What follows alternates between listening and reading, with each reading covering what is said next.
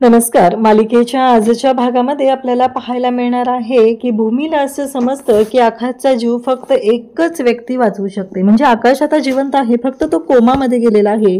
या कोमातून त्याला बाहेर काढण्यासाठी, पूर्णपणे बरं करण्यासाठी एकच व्यक्ती आहे आणि ती म्हणजे डॉक्टर संकर्षण धर्माधिकारी.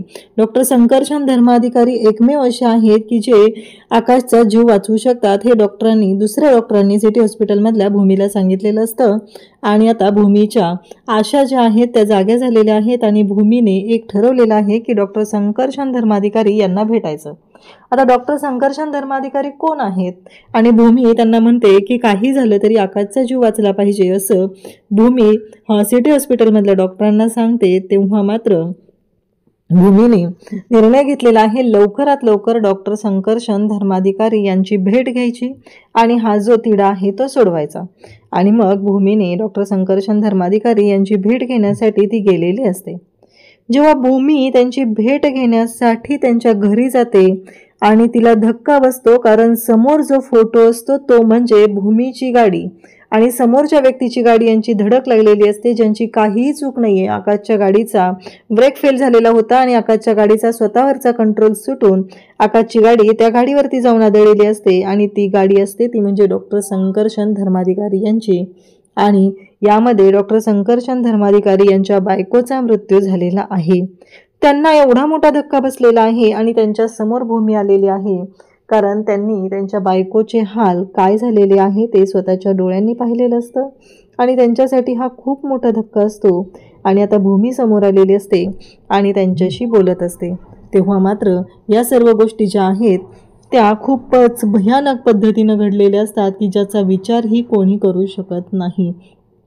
त्यानंतर आपल्याला पाहायला मिळणार आहे की भूमी त्यांची भेट कशी घेते, त्यांच्याकडून आता आकाशचा जीव परत मिळवण्यासाठी भूमी त्यांची मदत कशी घेणार हे आपल्याला पाहायला मिळणार आहे. त्यासाठी प्रेक्षकांनो हा व्हिडिओ शेवटपर्यंत पहा. त्याचबरोबर चॅनलवरती नवीन असाल तर चॅनलला सबस्क्राईब करा, व्हिडिओला लाईक करा. तर इकडे जेव्हा या सर्व गोष्टी चालू झालेल्या असतात तेव्हा मात्र आता आकाश भूमी यांचा गाडीचा अपघात झालेला असतो आणि भूमी जागी होते. भूमी शुद्धीवर येते. जेव्हा भूमी आहे ती शुद्धीवर येते तेव्हा क्षितिजा तिच्या जवळ असते. पण इकडे रागिनी आणि पौर्णिमा या नालायक बायका ज्या आहेत दोघी जणी, त्यांनी मात्र खूप मोठं कारस्थान केलेलं असतं आणि त्यांनी हार आणलेले असतं आणि त्या तिघांचा जो कॉमन फोटो आहे त्याची फ्रेम बनवून आणलेली असते आणि त्या फोटोला हार घालत असतात. फायनली आपला सूड पूर्ण झालेला आहे हे पौर्णिमाला वाटत असतं. पौर्णिमा म्हणत असते की याने मारलंय माझ्या नवऱ्याला आणि आता तू पण विधवा झालेली असशील. माझ्या आयुष्यात जे दुःख आलेलं आहे तेही तुझ्या आयुष्यात आल्याशिवाय मी शांत राहणार नाही असा शाप या पौर्णिमाने भूमीला दिलेला असतो. स्वतःची बहीण आहे तरीही तिच्याशी अशा पद्धतीनं ती वागलेली असते आणि त्याच वेळी सगळेजण पौर्णिमाला म्हणालेले असतात की तू काय बोलतेस, तुला कळतंय का, असं म्हणत पौर्णिमाची समजूत घालत असतात. पण पौर्णिमाने मात्र हट्ट करून ह्या गोष्टी अशा पद्धतीनं बोललेली असते आणि पौर्णिमाला एक मोठा धक्का बसलेला असतो. आणि त्याचबरोबर रागिनी पौर्णिमाच्या जवळ जाते आणि तिला विचारू लागते काय झालं ग. तेव्हा पौर्णिमा सांगते की झाला, माझा सूड पूर्ण झालेला आहे आज आणि भूमी, आकाश आणि त्यांची मुलगी उद्ध्वस्त झालेली आहेत, कारण माझ्या अभिचा जीव घेणाऱ्याला देहांताची शिक्षा मिळालेली आहे असं ती म्हणत असते आणि हसत असते. तेव्हा मात्र रागिणीला आठवतं तिने जी काही पापं केलेली आहेत ना, ती पापं तिच्या समोर येतात.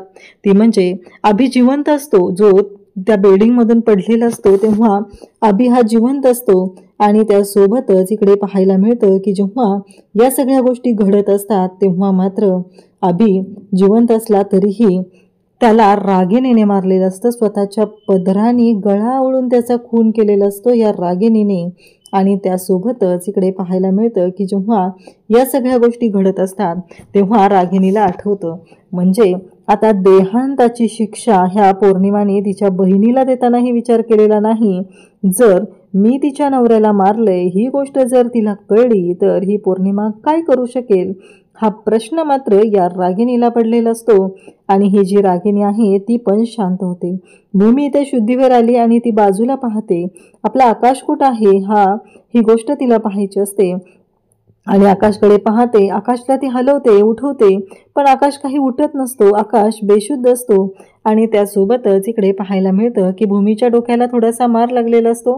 क्षितिजा तिच्या कुशीत असते. क्षितिजाला काही झालेलं नसतं आणि भूमी मात्र ओरडायला सुरुवात करते. एवढा भयानक तो अपघात झालेला असतो. आजूबाजूची सगळी लोक तिथं आलेली असतात. 2 गाड्या एकमेकांवरती आदळलेल्या असतात आणि त्यासोबतच इकडे भूमीला आता बाहेर काढलं जातं. तिचं बाळ तिच्याजवळ असतं आणि आकाश मात्र बाजूला बेशुद्ध अवस्थेत असतो. त्यासोबतच इकडे पाहायला मिळतं की भूमी जी आहे ती पहिलं आकाशकडे जाते, पण काही झालं तरी क्षितिजाला मात्र ती बाजूला ठेवत नाही, कारण तिच्यासाठी क्षितिजा खूप महत्त्वाची आहे आणि आकाशचा जीवही तेवढाच महत्त्वाचा आहे. आकाश उठ असं करत असते. तेवढ्यातच ह्या ॲक्सिडेंटची बातमी, आता ॲम्ब्युलन्स आलेले असतात, पोलीस आलेले असतात, ह्या सर्व गोष्टी झालेल्या असतात आणि त्यासोबतच इकडे पाहायला मिळतं की आता भूमी जी आहे ती आकाशला जागं करत असते. सगळेजण भूमीकडे पाहत असतात आणि त्या पलीकडच्या गाडीची अवस्था खूप भयानक झालेली असते. बिचाऱ्यांचा काहीही दोष नसतो आणि भूमी तिकडे पाहते तेव्हा तिला अक्षरशः चक्कर येते, कारण त्या गाडीतली जी लेडीज असते तिची अवस्था खूप भयानक असते. ती रक्तबंबाळ होऊन अक्षरशः म्हणजे तिच्या तोंडात सगळीकडे तिच्या चेहऱ्यावर काचा घुसलेल्या असतात आणि तिचा जीव जागीच गेलेला असतो. इतकी भयानक अवस्था तिची झालेली असते आणि त्यावेळेस भूमीला तिथं असलेले लोक असतात ते म्हणत असतात की मला सांगा, त्या गाडीवाल्याचा काय दोष होता? त्याची बायको जीवानीशी गेलेली आहे असं भूमीला तो म्हणतो. तेव्हा भूमी मात्र पाहतच राहते, कारण खरीच ही गोष्ट असते की त्याची बायको जीवानीशी गेले. त्यांचा काहीच दोष नव्हता आणि तरीही त्यांना ही शिक्षा भोगावी लागत आहे हे मात्र लक्षात आलेलं असतं. तेव्हा भूमी जी आहे ती आकाशला उठवण्यासाठी प्रयत्न करत असते आणि जेव्हा भूमीचं लक्ष बाजूला जातं तेव्हा मात्र भूमीला खूप मोठा धक्का बसलेला असतो, कारण तिचा नवरा तिला उचलून बाजूला घेऊन अक्षरशः तिला जवळ घेऊन ढसाढसा रडत असतो, कारण ती संपलेली असते आणि त्याचबरोबर हे सगळं घडलेलं असतं.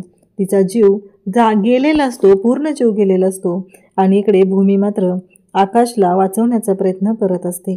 भूमी त्याचबरोबर आता सगळे जे पेशंट आहेत त्यांना सिटी हॉस्पिटलला आणलं जातं. त्याचवेळी अथर्व आणि मानसी त्यांना ह्या अपघाताची बातमी समजलेली असते. ते धावतच सिटी हॉस्पिटलला येतात आणि मग त्यांना समोरून एक डेड बॉडी आणताना दिसते. तेव्हा मात्र त्या दोघांनाही खूप मोठा धक्का बसतो आणि ते दोघंही पाहू लागतात. ती डेड बॉडी पाहून मानसी तर ढसाढसा रडायला लागते, कारण अपघाताची केस आहे आणि ती विचारत असते की काय झालं, नक्की काय झालेलं आहे आणि हे कोण आहे, हा प्रश्न तिला पडलेला असतो.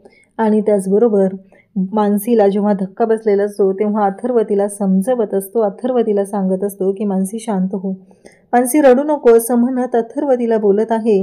आणि त्याचबरोबर मानसी जाऊन समोर पाहते. त्या डेड बॉडीच्या तोंडावरचं कापड काढलं जातं. तिथं दुसरी व्यक्ती आलेली असते. ती व्यक्ती त्यांचे रिलेटिव्ह असते आणि ती अक्षरशः ढसाढसा रडायला सुरुवात करते, कारण ती जे त्यांचे रिलेटिव्ह असतात ते तिथं आलेले असतात. इकडे भूमी आता एकच हट्ट करत असते की आकाश कसं आहे. एवढाच हट्ट भूमीचा चाललेला असतो.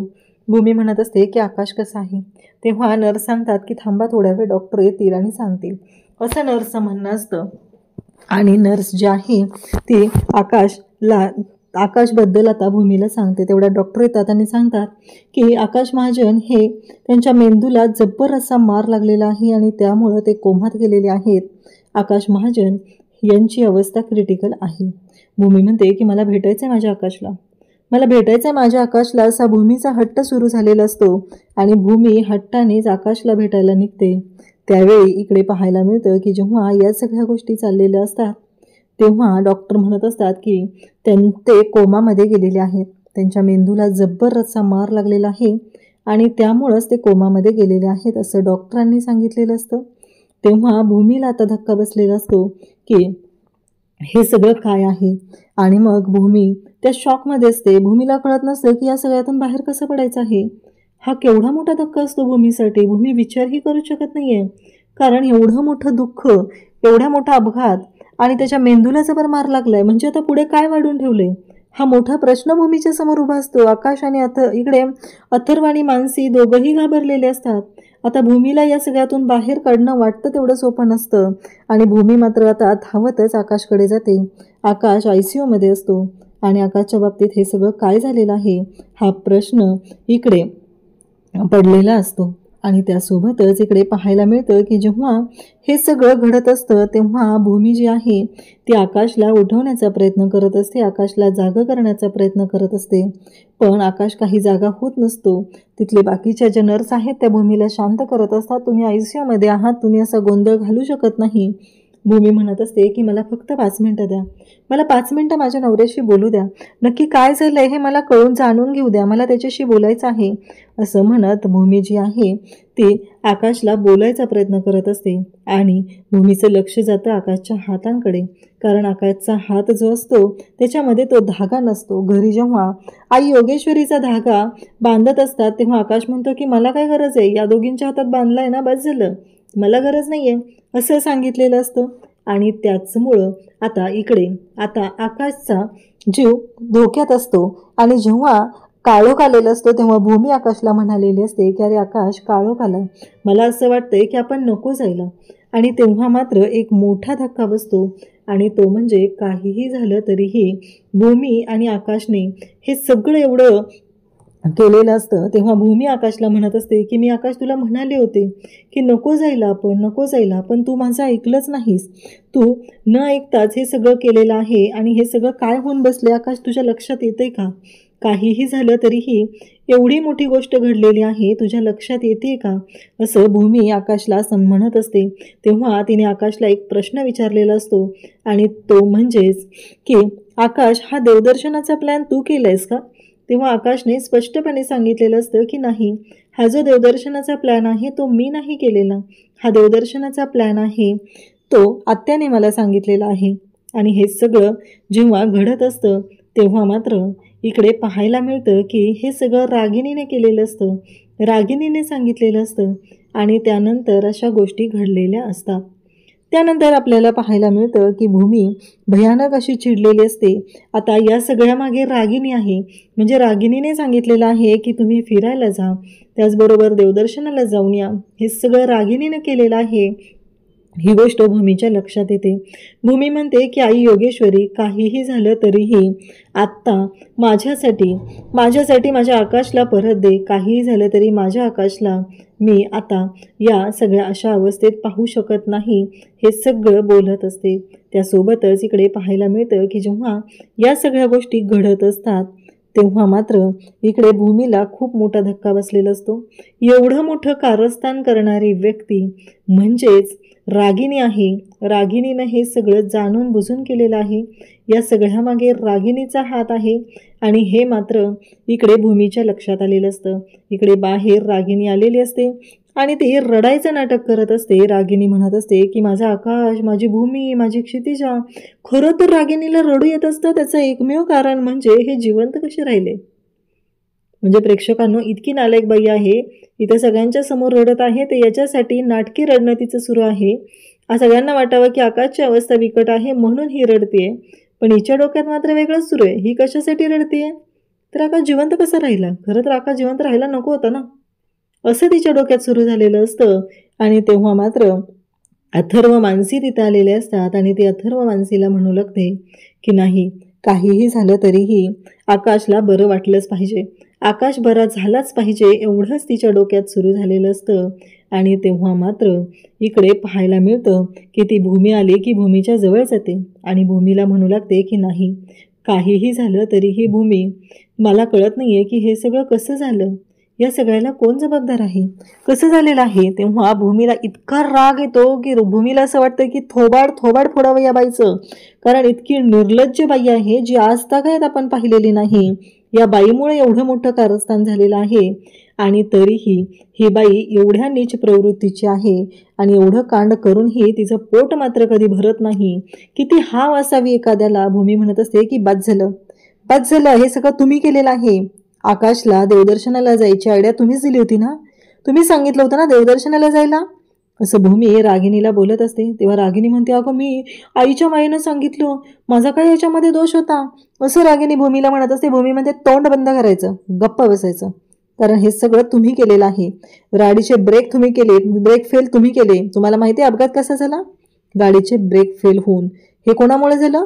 फक्त आणि फक्त तुमच्यामुळे झालेलं आहे. या सगळ्याला जबाबदार तुम्ही आहात. या सगळ्या गोष्टी फक्त तुमच्यामुळे घडलेल्या आहेत असं म्हणत भूमीनं जी फायरिंग करायला सुरुवात केलेली असते, रागिनी ढसाढसा रडत असते, हात जोडत असते, नाही मी काही केलेलं नाहीये. भूमी म्हणते की इतिहासाची पुनरावृत्ती केलेली आहे तुम्ही. तुम्हाला काय वाटलं मला कळणार नाहीये? मागही तेच केलं होतं. मागची पापं लपवण्यासाठी तुम्ही हे सगळं केलेलं कारस्थान आहे.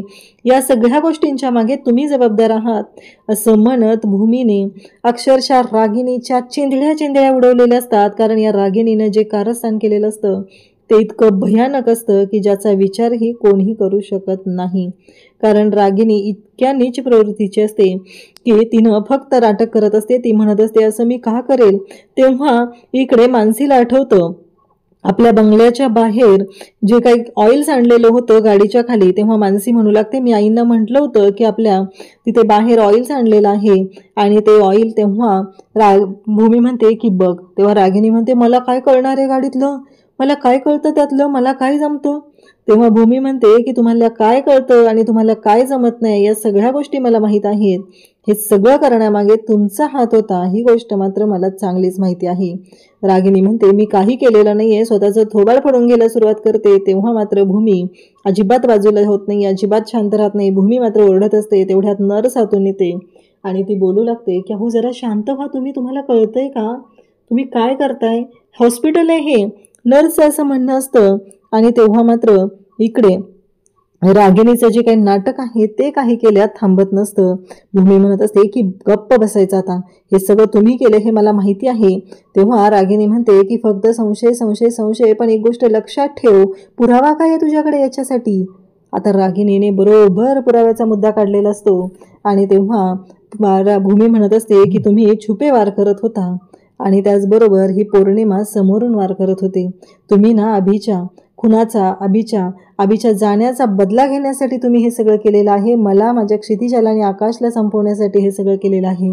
आकाश मला कालच म्हणाला होता माझी डॉटर आणि माझी बायको या दोघीजणी माझी लाईफलाईन आहेत. हे सगळं करण्यामागं तुमचा हात आहे असं भूमी स्पष्ट बोलत असते आणि रागिणीची वाट लावत असते. या रागिणीने जो मूर्खपणा केलेला असतो त्याची शिक्षा तर तिला भोगावी लागणारच असते. रागिणीनं जे काही केलेलं असतं त्यामुळं भूमी भयानक अशी चिडलेली असते. भूमीच्या डोक्यात एकच सुरू असतं की काहीही झालं तरीही मी शांत राहणार नाही. तेव्हा अथर्व तिथे येतो आणि अथर्व म्हणतो आई तुला काय होतंय. रागिणी आता स्वतःचं थोबाड फोडून घेते आणि म्हणत असते की मला कसं होतंय हे तिचं नाटक सुरू झालेलं असतं. तेव्हा अथर्व समोर येतो आणि म्हणू लागतो की तुला काय होतंय, नक्की कशामुळे तुला हा सगळा त्रास होतोय. असं अथर्व म्हणू लागतो तू गोळ्या घेतलेत का, तुला पाणी घे. असं म्हणत अथर्व आता तिच्या जवळ गेलेला असतो आणि तिच्याशी बोलत असतो. आणि झालं म्हणजे आता पुन्हा आहे. मग अथर्व म्हणू लागतो की भूमीताई मान्य आहे मला तू हायपर आहेस, पण एक गोष्ट लक्षात ठेव, आईवरती तू असे आरोप करू शकत नाही. कारण काहीही झालं तरीही आईनं हे सगळं केलेलं आहे यावरती माझा विश्वास नाही आहे. आणि आणखी एक गोष्ट लक्षात ठेव, याच्यावरती आकाशही विश्वास ठेवणार नाही. या भाषेमध्ये अथर्व भूमीला बोलत असतो. भूमीला म्हणत असतो की हे सगळं जे काही केलेलं आहे या सगळ्यामागे कोणाचा हात आहे तुला माहिती आहे का. मग तू असे आरोप आईवरती करू शकत नाही असं अथर्वचं म्हणणं आहे. आणि अथर्व त्या भाषेत तिला बोलत असतो. आता मात्र रागिणीला खूप आनंद होतो. मला आकाशला भेटायचे असं म्हणत रागिणी ही निघालेली असते. आकाशला भेटायला जायचं आहे तिला, मला घेऊन चल आकाशकडे असं ती सांगत असते.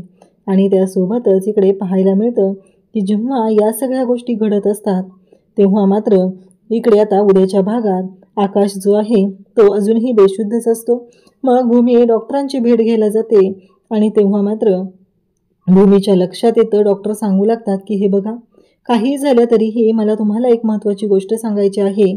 आणि ती म्हणजेच की हे जे काय आहे यांना फक्त डॉक्टर संकर्षण धर्माधिकारी जे आहेत तेच वाचवू शकतात, दुसरं कोणीही वाचवू शकत नाही. लवकरात लवकर डॉक्टर संकर्षण धर्माधिकारी तुम्ही घेऊन या तरच हे सगळं होऊ शकेल, नाही तर आकाशांना वाचवणं खूप अवघड होऊन जाईल असं डॉक्टरांनी भूमीला सांगितलेलं असतं. आणि भूमी थेट आता डॉक्टर संकर्षण धर्माधिकारी यांच्या घरी पोचते भूमी तिथं आलेली असते आणि जेव्हा ती तिथे भिंतीवर लावलेला फोटो पाहते तेव्हा भूमीला धक्का बसतो, कारण तो फोटोतली जी मुलगी असते ती म्हणजेच आकाश आणि भूमीच्या गाडीचा अपघात झाला तेव्हा त्यांच्या अपोजिटला जी गाडी होती त्या गाडीतील मुलगी. तेव्हा मात्र आता भूमीला खूप मोठा धक्का बसलेला असतो की हे सगळं काय घडतंय, या सगळ्यातून काय मार्ग काढायचा आहे, हा प्रश्न आता भूमीला पडलेला आहे. आणि डॉक्टर संकर्षण धर्माधिकारी यांच्याकडे ती पाहते. आपल्या पोटाशी आपलं एक छोटंसं लेकरू घेऊन ती आलेली असते आणि आता आकाशच्या जीवाची भीक ती मागत असते. अशाच अपडेटसाठी चॅनलशी कनेक्टेड राहा. थँक्यू.